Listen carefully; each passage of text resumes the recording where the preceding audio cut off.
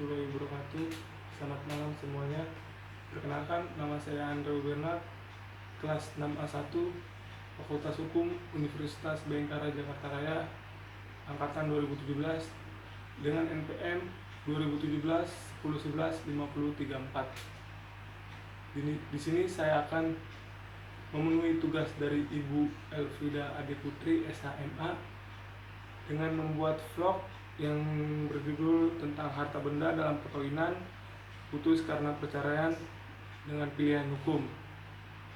Baik, saya akan melanjutkan terlebih dahulu tentang hukum perkawinan.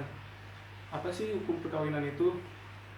Perkawinan menurut pasal 1 Undang-Undang Perkawinan ialah yang pertama, ikatan lahir dan batin. Yang kedua, seorang pria dengan seorang wanita.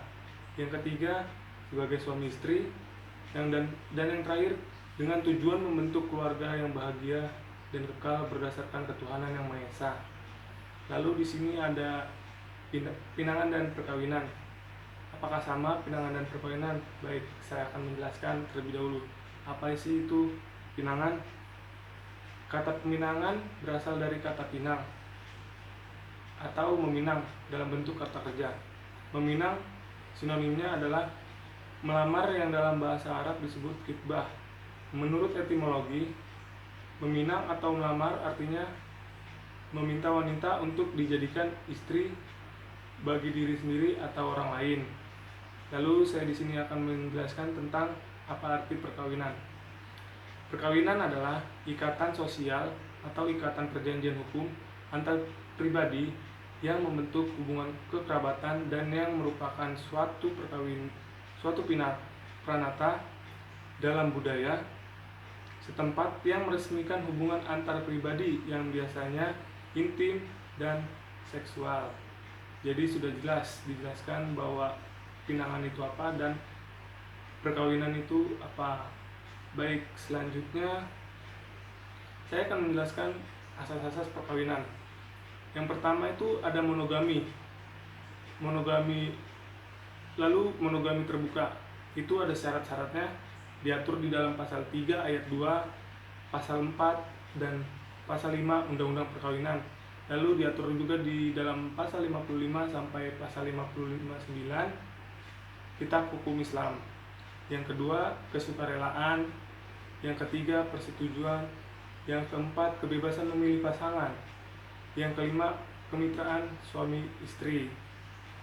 Lalu saya juga akan menjelaskan tentang rukun dan syariat perkawinan. Rukun perkawinan diatur di dalam pasal 14 Kitab Hukum Islam. Dijelaskan di sini ada 5. Yang pertama itu calon suami, yang kedua calon istri, yang ketiga wali nikah, yang keempat saksi, yang terakhir ijab kabul. Selanjutnya ada calon mempelai. Yang pertama itu harus terdiri dari 2 orang. Yang pertama laki-laki dan yang kedua itu perempuan. Baik, saya di sini akan menjelaskan. Yang paling utama itu umur. Umur itu diatur di dalam pasal 7 Undang-Undang Perkawinan dan pasal 15 ayat 1 Kitab Hukum Islam. Lalu yang kedua, izin perkawinan diatur di dalam pasal 6 ayat 2 sampai 5 Undang-Undang Perkawinan dan pasal 15 ayat 2 Kitab Hukum Islam. Lalu yang ketiga, persetujuan calon mempelai diatur di dalam pasal 6 ayat 1 Undang-Undang Perkawinan dan di dalam pasal 16 Kitab Hukum Islam. Lalu yang terakhir, tidak terdapat halangan larangan perkawinan sebagaimana yang dimaksud dalam pasal 8 Undang-Undang Perkawinan dan pasal 39 sampai 44 Kitab Hukum Islam. Di sini yang dimaksud tidak terdapat halangan larangan perkawinan sebagaimana dimaksud itu, jadi orang tua si laki-laki baik orang tua si perempuan tidak ada melarang di antara kedua tersebut untuk melaksanakan perkawinan. Lalu saya juga akan menjelaskan tentang apa itu wali nikah dan apa saja sih syarat-syaratnya. Yang pertama, syaratnya harus laki-laki, terus beragama muslim, dan akil dan balik. Itu diatur di dalam pasal 20 Kitab Hukum Islam. Lalu yang kedua itu wali nikah. terdiri dari yang pertama wali nasab dan wali hakim. Kalau untuk wali nasab itu diatur di dalam pasal 21 sampai 22 Kitab Hukum Islam. Untuk yang wali hakim diatur di dalam pasal 23 Kitab Hukum Islam. Lalu selanjutnya yaitu ada saksi. Saksi itu diatur di dalam pasal 24 sampai 26 Kitab Hukum Islam. Di sini ada 3. Yang pertama itu jumlahnya harus ada 2 orang. 2 orang saksi. Ya, yang kedua syaratnya laki-laki muslim.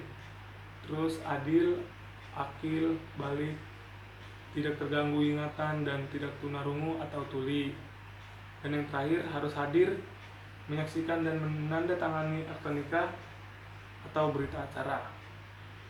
Selanjutnya saya juga akan menjelaskan tentang ijab kabul yang diatur di dalam pasal 27 sampai 29 Kitab Hukum Islam, yang dimana ijab kabul antara wali dan calon mempelai laki-laki harus jelas, beruntun dan tidak berselang waktu.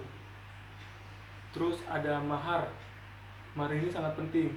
Lalu mahar itu diatur di dalam pasal 30 sampai 38 Kitab Hukum Islam.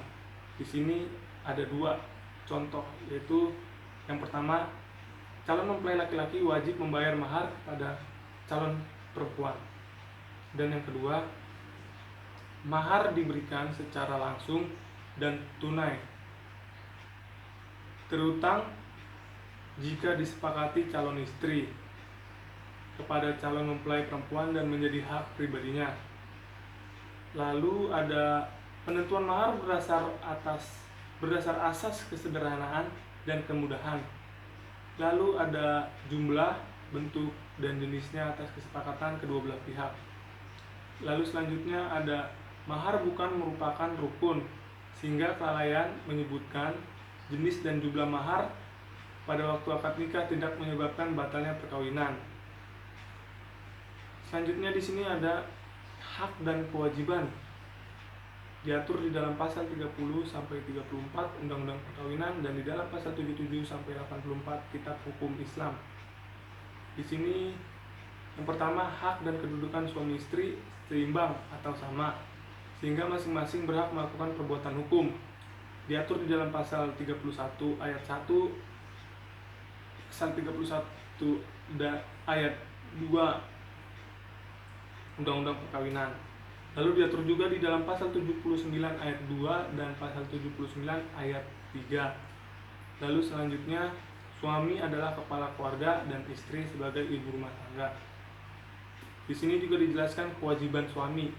Kewajiban suami yaitu suami wajib melindungi istrinya dan memberikan segala sesuatu keperluan hidup berumah tangga sesuai dengan kemampuannya. Itu diatur di dalam pasal 34 ayat 1 Undang-Undang Perkawinan dan pasal 80 ayat 2 Kitab Hukum Islam.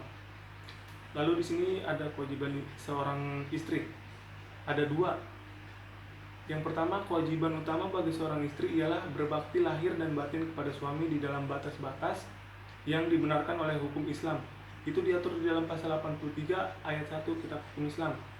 Lalu yang kedua, istri wajib mengatur urusan rumah tangga sebaik-baiknya. Itu diatur di dalam pasal 34 ayat 2 Undang-Undang Perkawinan dan di dalam pasal 84 ayat 2 Kitab Hukum Islam. Lalu di sini saya akan menjelaskan juga tentang perjanjian perkawinan. Itu diatur di dalam pasal 29 Undang-Undang Perkawinan dan di dalam pasal 45 sampai 52 Kitab Hukum Islam. Yang pertama, dapat, yaitu dijelaskan dapat mengadakan perjanjian perkawinan yang berupa taklid, taklak, dan perjanjian lain yang tidak bertentangan dengan hukum Islam. Diatur di dalam pasal 45 ayat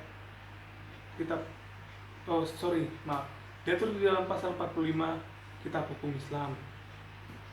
Lalu yang kedua, pada waktu atau sebelum perkawinan dilangsungkan, kedua belah pihak dapat mengadakan perjanjian tertulis yang disahkan pegawai pencatat nikah mengenai kedudukan harta dalam perkawinan. Itu diatur di dalam pasal 29, pasal 47 ayat 1 Kitab Hukum Islam.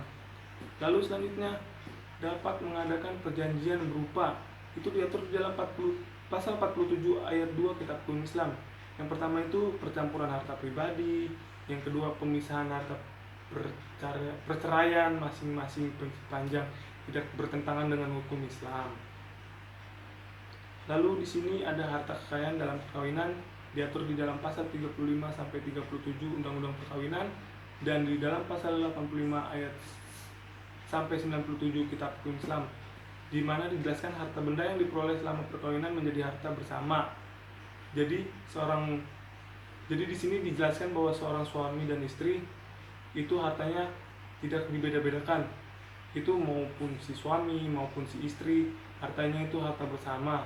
Diatur di dalam pasal 35 ayat 1 Undang-Undang Perkawinan.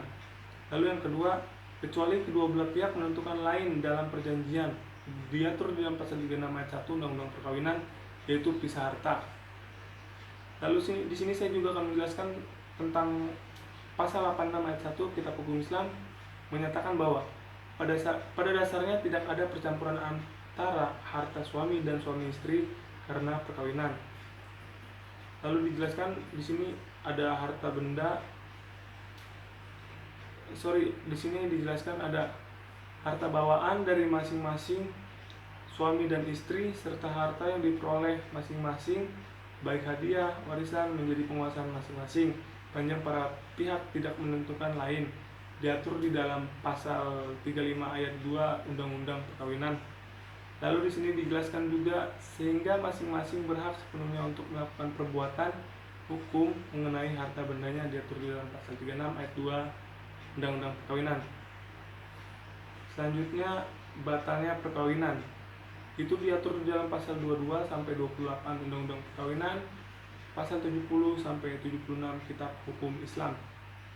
Dijelaskan perkawinan dapat dibatalkan apabila para pihak tidak memenuhi syarat-syarat untuk melangsungkan perkawinan. Lalu pengajuan pembatalan.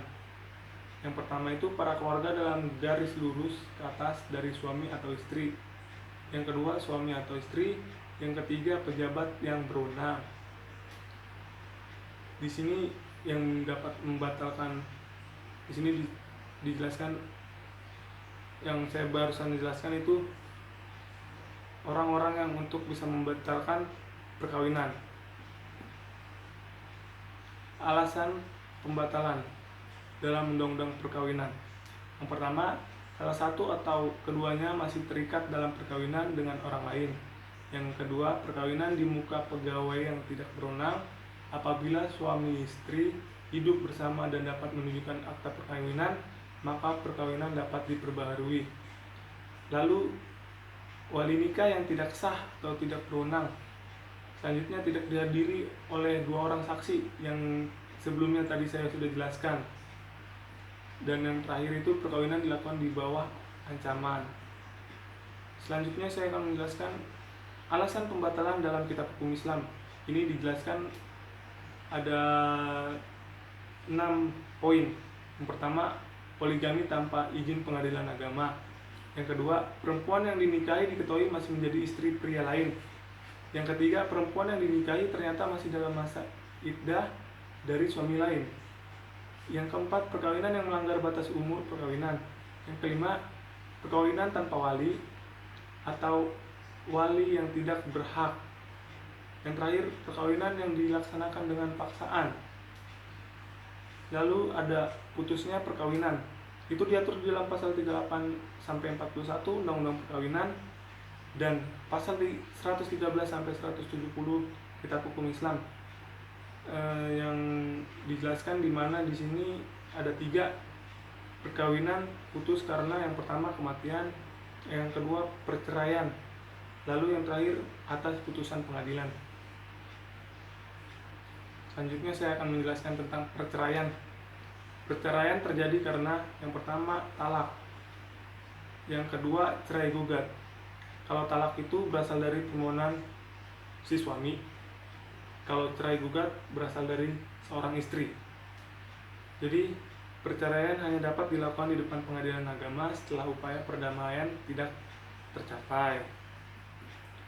Selanjutnya alasan perceraian itu diatur di dalam pasal 19 Peraturan Pemerintah nomor 9 tahun 1975 dan di dalam pasal 116 Kitab Hukum Islam, di mana dijelaskan di sini yang pertama, salah satu pihak berbuat zina atau menjadi pemabuk, pemadat, penjudi dan sebagainya yang sukar untuk disembuhkan. Lalu yang kedua, salah satu pihak meninggalkan pihak lain selama 2 tahun berturut-turut tanpa izin pihak lain dan tanpa alasan yang sah. Yang ketiga, salah satu pihak mendapat hukuman penjara 5 tahun atau hukuman yang lebih berat setelah perkawinan berlangsung. Lalu di sini juga dijelaskan yang pertama, salah satu pihak melakukan kekejaman atau penganiayaan berat yang membahayakan pihak lain. Yang kedua, salah satu pihak mendapat cacat badan atau penyakit dengan akibat tidak dapat menjalankan kewajiban sebagai suami atau istri. Yang ketiga, antara suami istri terus-menerus terjadi perselisihan dan pertengkaran dan tidak ada harapan akan hidup rukun lagi dalam berumah tangga. Yang keempat, suami melanggar taklik dan taklak. Yang terakhir itu peralihan agama menyebabkan ketidakrukunan dalam rumah tangga. Terima kasih atas perhatiannya. Kurang lebihnya mohon maaf dalam perkataan saya yang tidak berkenan terhadap kalian semua, yang dimana bila ada kekurangan mohon dimaafkan.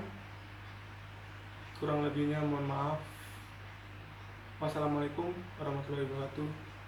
Selamat malam semuanya.